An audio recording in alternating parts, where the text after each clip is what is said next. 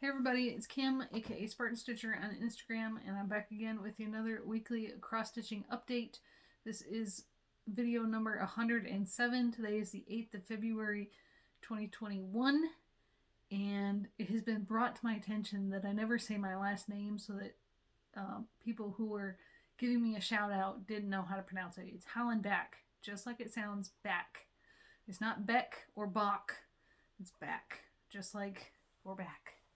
So, I hope everybody had a good stitching week. I worked on 3 different pieces this week. I'm going to go through them quickly because my Air Force story is going to take a lot of time today.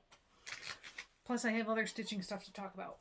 First piece I worked on is Beauty and the Beast 2017 by Tilton Crafts for the Full Coverage Fanatics Bookshelf Challenge for the notebook to match the theme and do the stitches. 4,510 stitches to complete the book.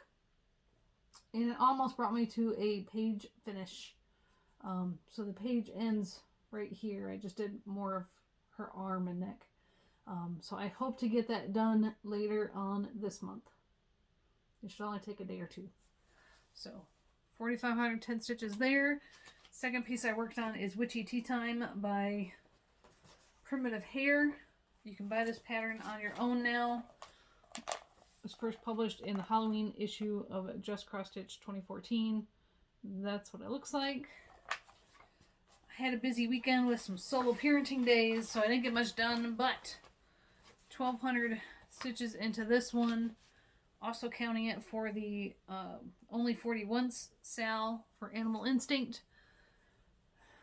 And that's what it looks like. This is 32 count Belfast in Salem by Picture This Plus.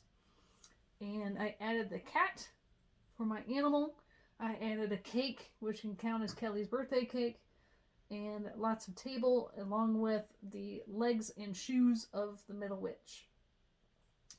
So, getting closer on this one. I still have to figure out how to put legs on her chair, because it looks like she's standing up with weird things beside her. We'll do that at a different point. And then the only other piece I worked on this week was my daily piece, Oh Baby, by Gilgash Taylor, Retired Haid. And I did 2,610 stitches this week for an ongoing total of 17,510 stitches. And 11 colors complete out of the 83 in the piece. So I continued more green. This is going to be one of the part of the fence. And I carried some of this green down. All these dark colors I put in so you can see where his nostrils and upper lip is going to be. And then all this cream I brought down from his stripe. So for plans this week, I'll continue working on Oh Baby. I'll probably pull out Big Red Ship of Life by Ink Circles. I will do my new start for the Only 41 Sal, which is the Gala piece that I showed you last week. And who knows what else is going to happen. My family has a long weekend. My girls have a 3-day weekend. My husband has a 4-day weekend for President's Day. And also, he gets his second COVID shot on Wednesday. A few days late because of the Super Bowl flyover.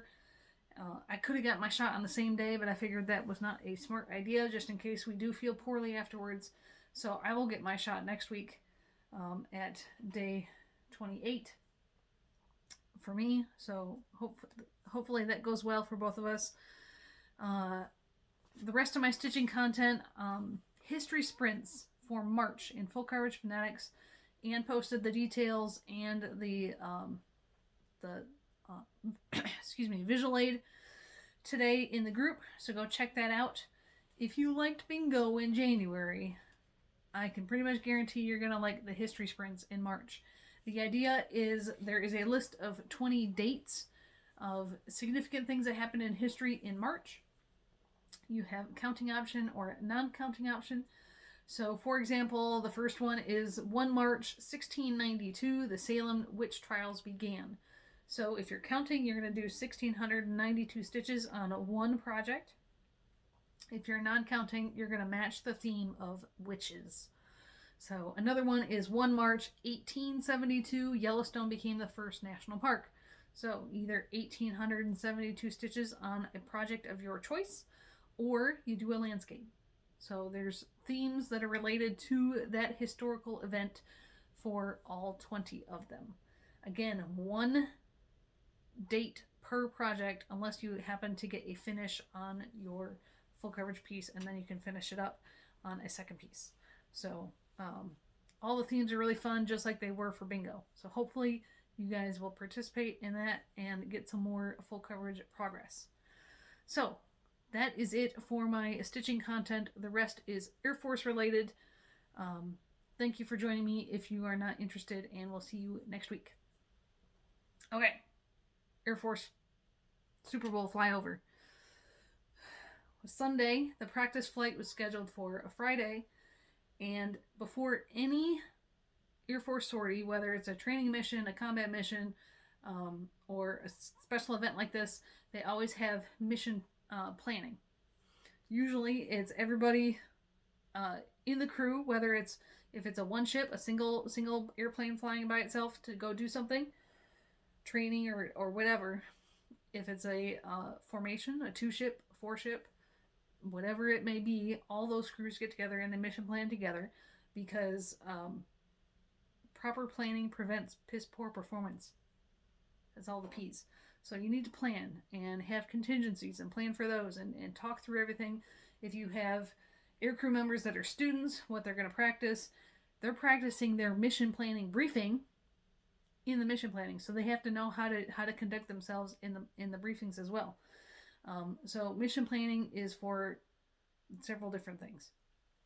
So for the mission planning for the flyover, it was a little bit tricky because it involved 6 different airplanes, so 6 air crews, varying numbers depending on their airframe, how many people on each crew, in 3 different locations. So for the flyover, you have B1s, B2s, and B52s. The B1s are coming out of Ellsworth Air Force Base in South Dakota. B52s here in North Dakota. And the B2s are stationed at Whiteman Air Force Base in Missouri. So obviously we can't all get together to do mission planning in one room. So they did a video teleconference on Thursday afternoon to do their mission planning. Now each airframe, each type of airframe did their mission planning as far as how they were going to get down to Florida. So I know at least the B1s and B52s had one aerial refueling. So they pre-coordinated with, I believe it was Wisconsin National Guard, had their aerial refueling. So tankers involved also that you didn't see. So they had already planned that. But the video teleconference was to plan the formation part of the mission, of the sorties.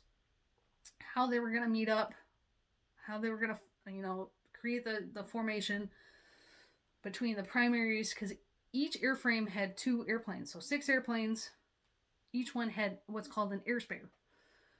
In case something happens, one of the airplanes breaks, you have a backup. That's the whole point of an air spare. They can step in and take over at any point. So in the mission planning, they talk about how they're going to meet up, where they're going to orbit before the actual flyover, routes for that orbit, airspeed for the formation so they can all fly together, where the spares are going to be, different things. Hold on just a minute. So in this mission planning, they were told that the national anthem was going to be 2 minutes and 35 seconds long. So that's the time period that they went off of. They have someone on the ground telling them, hack, national anthem started. Everybody, hits their little timers and they know when exactly they have to be there from that point. They cannot, in the airplanes, they cannot hear the anthem. They only know that time hack and the person on the radio saying, if they haven't started yet, if it's running late, running early, whatever. That's the only contact they have with the ground. In the mission planning, they knew that the B2s would not be there on Friday at the practice. They were never planned to be there for whatever reason. I'm not privy to it. Aircraft availability, whatever. I don't know. B2s were not going to be there. But the plan was on Friday for the B1s and the B52s to fly that, mission planning, the orbits they had planned, the airspeed, do everything that they had planned to test it out and see if it works. Just like a complete dress rehearsal, you just have someone subbing in for that B2 that's not there. And so when they were talking through their mission planning, talking about different airspeeds. So if you and two friends are all walking in a line, and you need to stay in a line as you're walking and doing different turns and things, you have to know the speed everyone's going so you can maintain that line. As you're turning, the person on the outside either has to take bigger steps or faster steps to maintain the line. The person on the inside has to take smaller steps or slower steps to maintain that line. So let's say the middle airspeed, this one's going faster and this one's going slower, as whatever that middle lead person has decided that the airspeed is going to be. So that's one of the things they talked about, because the B1 flies a heck of a lot faster than either of the other bombers. The B1 actually has like jet engines in it. It can actually go into afterburner and it can break the sound barrier. So if the B1 was on the inside corner, if they were to fly at a certain speed, it had to be fast enough, faster than the minimum airspeed for the B1. Otherwise, it would stall and fall out of the sky, or have to break the formation so it wouldn't stall. So things like that were what they discussed. There were some, not really headbutting, but discussions, because the first airspeed they had decided on was not good enough. It wasn't fast enough. Wouldn't have worked. So come Friday, flying down from North Dakota to here, they took off fine. Temperatures were really cold. Temperatures dropped here on Wednesday and have been like negative 20s, 30s, negative 40s since Wednesday afternoon. So Friday was really cold. They flew down here, or down to Florida. And as the primary B-52 was starting to descend from 20,000 feet to 1,000 feet, where they were going to join up and make the formation, the primary B-52 had a maintenance issue, which meant, it wasn't an emergency, but it would limit what they could do. And so they had to immediately turn back and start flying back to North Dakota. It wasn't so bad they had to divert and go to Louisiana. They could fly all the way back to North Dakota, but it was going to take them longer. So they immediately started flying to North Dakota. They didn't even stick around for the flyover. So my husband's jet, the Spare, immediately stepped in and did the practice flyover with the two B1s. So alternate formation, B-52 in the center, B1s on either side. I have a video of that. This one is from outside the stadium, just so you can see. And for this practice, they were farther apart than they were during the formation, just because it's a safety hazard. They didn't have to be so close to each other for the practice. They just had to work out the timing. But looks pretty darn good, everyone's equidistant and flying a good speed. But it was a different story from inside the stadium. This is a video that has been texted and messaged multiple times, so the clarity is not good, but you can still make it out.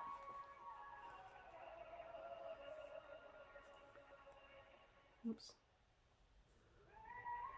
Alright, she's singing Brave. They should be flying over right now.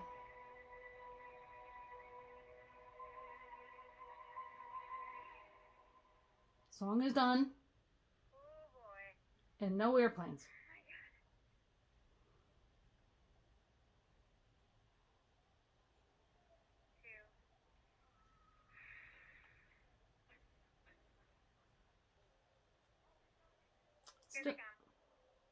Still no airplanes. She can hear them though.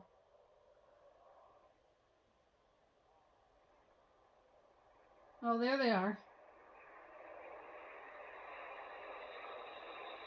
They look really good, but they were really late. So, Couple problems there, obviously. Things that need to be fixed. Reasons why we have practice runs. The song was not 2 minutes and 35 seconds. It was 2 minutes and 15 seconds. But they were 40 seconds late on that. So the other problem was that the orbit plans the B2 pilot had set were not good. It took too long. And even my husband, who was, flying that, it's not his job. He's not steering the airplane. Remember, he's not a pilot. He's not a navigator. He's electronic warfare. He's just sitting on the airplane at this point. But he knew the time hack, and he's like, you're going to be late. You're going to be late. Turn now, you're going to be late. And they didn't. They followed the plan. And they were 40 seconds late.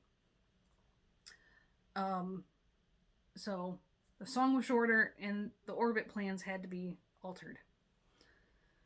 Start flying back to North Dakota. Now remember, the prime B-52 didn't stick around for that and had left and had at least a 45-minute head start, if not more. But they were limited as to how fast they could fly. So my husband's jet almost caught them. They landed 10 minutes afterwards back here. And it was like negative 30. It was warmer at 20,000 feet on the temperature gauge on the jet than it was down here on the ground. So he got off the jet and he's like, damn, it's cold. So that was Friday. Saturday, some of the aircrew folks were in touch with the B-2 aircrews to let them know how, what had to be changed to correct the flyover for Sunday. Sunday rolls around, the aircraft launch out of here, negative 30 degrees wind chill. Good on the crew chiefs and other maintainers that made that happen, because that's damn cold. And all 6 airplanes made it. Nobody had maintenance issues. So all the primaries for each airframe were going to do the flyover, and the spares had to do their own thing. The B-1 spares stayed off the Gulf of Mexico. The B-2 spare did something else. And then my husband was on the B-52 spare, and we'll talk about what his jet did. So the 3 jets join the formation, start orbiting, and I knew what the TOT was supposed to be, the time over target. So the game is supposed to start at 6:30 Eastern. The TOT was going to be 6:26, 6:27 is when they were supposed to be flying over.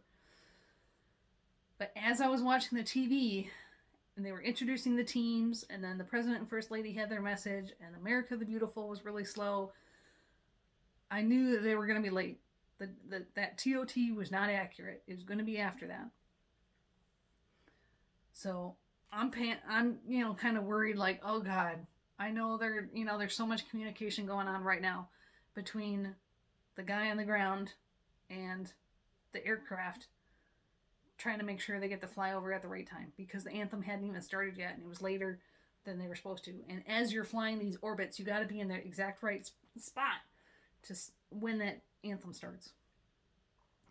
So guy on the ground, my husband was not in the formation, but they could listen in on the tactical frequency that the formation was using, and they could watch, because my husband was above them, so higher altitude, looking down with their sniper pod infrared camera, so they could watch what was going on.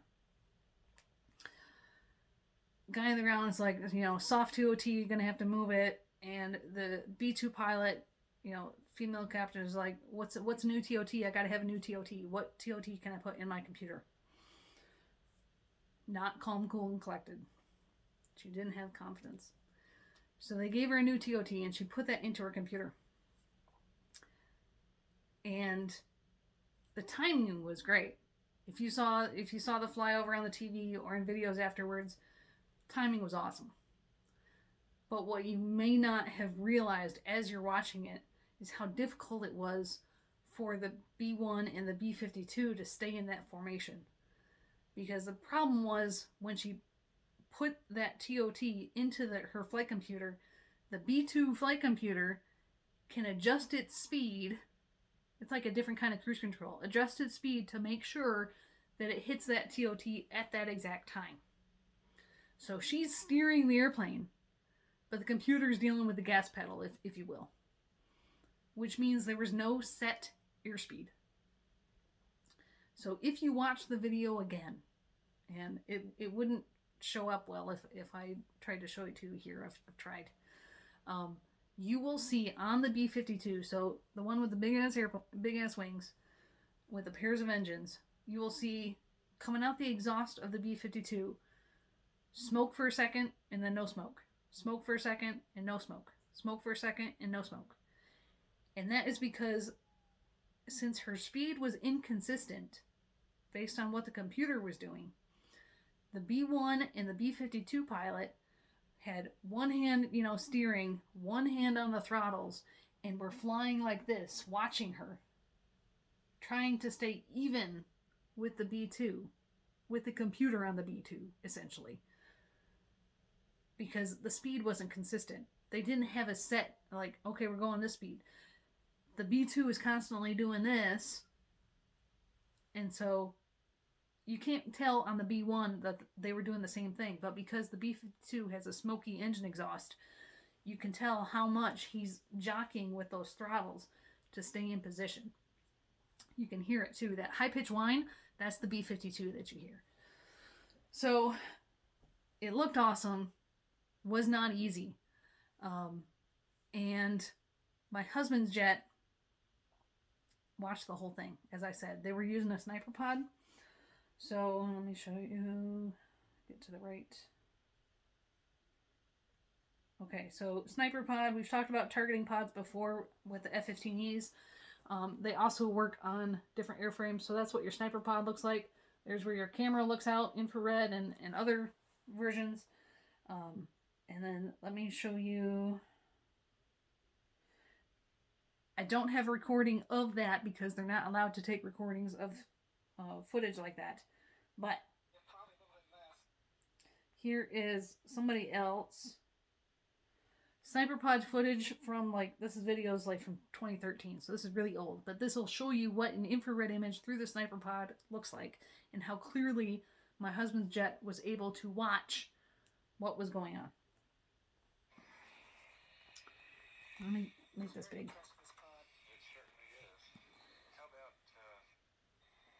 I'll turn down the volume because you don't need to hear what they're saying. So you can see how clear it is. You can see airplanes there on the ground, buildings on the ground. You can see the vehicles really clearly. They zoom in amazingly. So this is what the display looks like in the sniper pod for the infrared. So as they were watching, as my husband's crew was watching the flyover, they could see the stadium, they could see the three planes, and they could even see the fireworks shooting off as they flew over.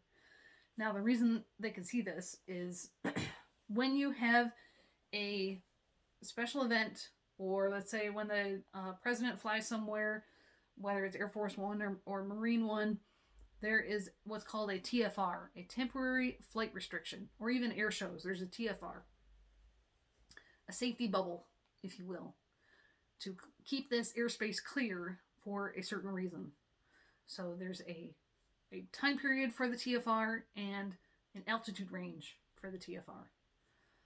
So I don't know what the time period was for this one, but keep in mind the stadium is right across the street from Tampa International Airport. So for that period of time, there was no takeoffs, no landings, nothing. Hold on just a second. So nothing happening during the TFR. And the top altitude for the TFR from the stadium was 17,000 feet. The formation was flying at 1,000 feet. And my husband's jet, they wanted to still fly over the stadium, but above that TFR. So they flew 18,000 feet above the formation, which makes, so they were flying at 19,000 feet. 2,000 feet above the TFR. They had cleared it with air traffic control, saying, because they want to make sure everyone stays out of this TFR. They keep track of where everyone's at to make sure no one, runs into each other. And so they had asked permission to fly from MacDill Air Force Base, which is south of the stadium, to a point north of the stadium with an intermediary point that was the exact coordinates of that stadium, so that air traffic controller knew what they were doing but wanted to confirm. He was like, confirm you want such with this for training, right? And the pilot on my husband's plane is like, what do I tell him? And my husband's like, yes, it's for training. He just wants clarification. Like, he knows exactly what we're doing, and he's prepared to let us do it. Just, yes, it's for training. This is to clear, this is for training. The B-2 pilot was not too happy that they were following above and behind him, but they were outside of the TFR. They were not part of her flight, meaning her formation. So, it didn't really matter. The reason they wanted to still fly over the stadium, besides being able to watch it, and that's cool, my husband was carrying something special. The bomb wing commander here had purchased a Mahomes Super Bowl jersey with the Super Bowl patch on the jersey, given it to his exec to give to my husband to carry on the airplane so it would be flown over and flown over the stadium. It could be signed by the aircrew or have a special certificate made up, signed by the aircrew saying it was flown over the stadium for Super Bowl 55. Then so he could gift this jersey to the missile wing commander here, who is a Chiefs fan. So even though the spare did not participate in the formation, the jersey was still flown over the stadium, and they were still able to watch. And of course, my husband did the flyover on Friday, so at least he participated that way. Where am I trying to go? Where's Dropbox? But they did find a picture where they were visible. So there's the formation. So you got your B-52, the B-1, and the B-2. And that itty bitty dot, that's the spare B-52 flying 18,000 feet above them, watching with their sniper pod. So they still flew over. And show you the special patch that they were able to wear. So all the aircrew got these, along with the crew chiefs that launched them out. That's Air Force Global Strike Command, which is in charge of all the bombers. And then your Super Bowl logo. And here's a picture of what the aircrew from my husband's squadron that was on the spare jet. That's at negative 30 degrees wind chill yesterday morning.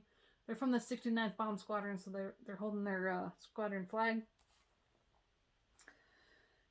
And on the way back, after the formation, the primary jet had another small maintenance issue that meant they had to fly slower again. They couldn't use the autopilot. They had to hand fly 3.5 hours out of the 4-hour trip back to the base. So again, my husband's jet was able to fly faster. They passed them and were flying ahead.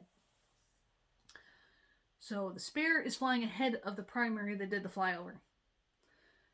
As you fly across the country, whether you're military or on a commercial airplane, you are kept track of and transferred from one air traffic control center to another air traffic control center. And these centers are usually over cities.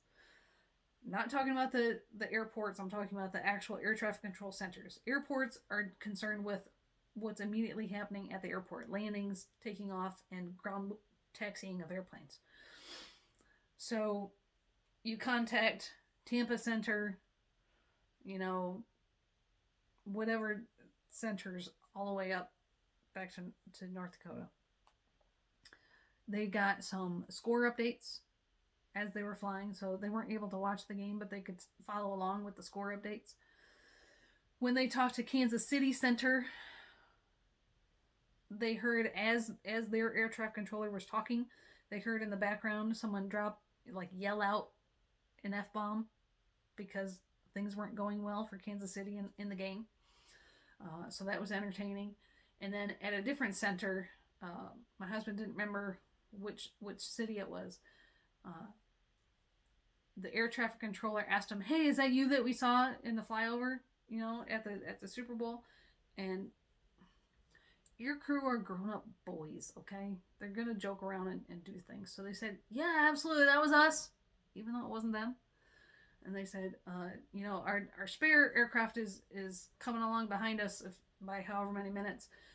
Do us a favor, when he checks in, can you pass along our condolences that he wasn't able to participate in the flyover? And so the controller's like, "Just to confirm, you want me to rag on him?" "Yes, absolutely, we want you to do that." So they keep going, and in comes checking in, you know, Drogo 63 or whatever their call sign wanted, Drogo something.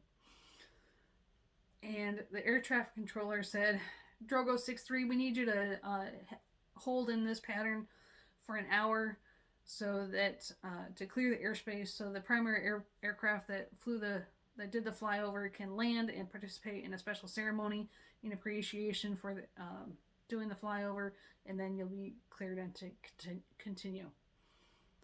And the pilot's like, "Excuse me? Can you repeat that?" Controller repeated it, and the pilot's like, "Oh, okay. I know what you're doing." Like, he caught on that it was a joke, and it was funny. My husband's plane landed first, obviously, and the ops group commander, you know, full colonel, greeted them, was there, talked to him, see how things were going, and they told him the joke that they had pulled, and he thought it was hilarious. Like, that's some funny shit right there. So, air crew are just grown up little boys. So that is the Air Force story for the day. Hopefully I remembered everything. I've recorded this a few times because of mistakes and not having my thoughts in order. But I hope everybody has a good stitching week, and we'll see you next week. Bye, guys.